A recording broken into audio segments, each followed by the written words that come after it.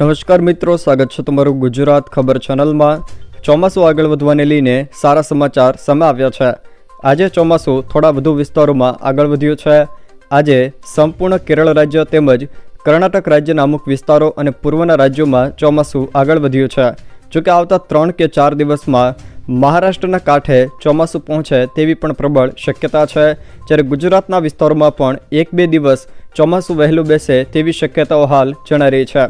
તે સિવાય જો મિત્રો વાત કરવામાં આવે તો ગુજરાત હવામાન ખાતા દ્વારા પણ ગુજરાતના હવામાનને લઈને મહત્વની આગાહી કરવામાં આવી છે।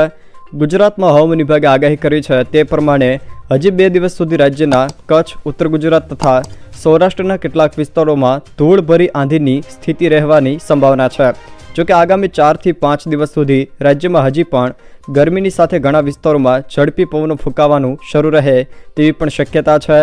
ખાસ કરીને કચ્છ, સૌરાષ્ટ્ર તથા ઉત્તર ગુજરાતના વિસ્તારોમાં પવનની ગતિ વધારે રહેવાની પણ શક્યતા છે। જોકે ગુજરાતની પાસે એક સાયક્લોનિક સર્ક્યુલેશન બન્યું છે અને તેના કારણે રાજ્યના અનેક વિસ્તારોમાં ભેજવાળા પવનો આવશે, સાથે ગરમી પણ પડી રહી છે, એટલે કેટલાક વિસ્તારોમાં બફારો પણ અનુભવાશે।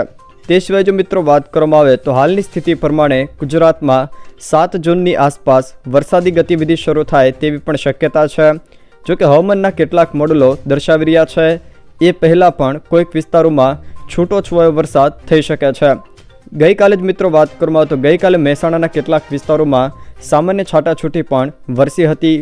બીજી બાજુ રાજ્યમાં વરસાદની સંભાવના અંગે માહિતી આપતા હવામાન વૈજ્ઞાનિક અભિમન્યુ ચૌહાણે જણાવ્યું હતું કે હાલ ગુજરાતમાં વરસાદની કોઈ સંભાવના દેખાતી નથી। જોકે ગુજરાતના સૌરાષ્ટ્રમાં એક સિસ્ટમ બની છે, જેના કારણે અમુક જગ્યાએ ખૂબ જ હળવો વરસાદ જોવા મળી શકે છે।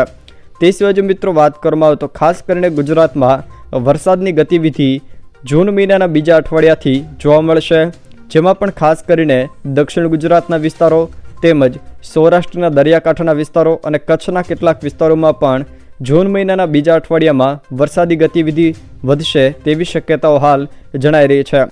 તે સિવાય જો મિત્રો વાત કરવામાં આવે તો હાલ મળતી માહિતી પ્રમાણે અરબી સમુદ્રમાં પણ એક સિસ્ટમ ઉદ્ભવે તેવી શક્યતાઓ જણાઈ રહી છે। જોકે આ સિસ્ટમ ડીપ ડિપ્રેશન સુધીનો સ્ટેજ થઈ શકે છે। જો હવે ડીપ ડિપ્રેશન અરબી સમુદ્રમાં ઊભું થાય તો તેની ગુજરાત પર અસર થઈ શકે તે અંગે જોઈએ તો 5 થી લઈને 10 જૂન દરમિયાન ગુજરાત પર તેની અસર થઈ શકે છે, જેના કારણે સૌરાષ્ટ્ર અને દક્ષિણ ગુજરાતના ભાગોમાં પ્રી-મોન્સૂન એક્ટિવિટીના ભાગરૂપે છૂટાછવાયા હળવા ઝાપટા પડે તેવી શક્યતાઓ પણ હાલ જણાઈ રહી છે। જોકે આ દરમિયાન કેટલાક ભાગોમાં પવનની ગતિમાં વધારો પણ થઈ શકે છે।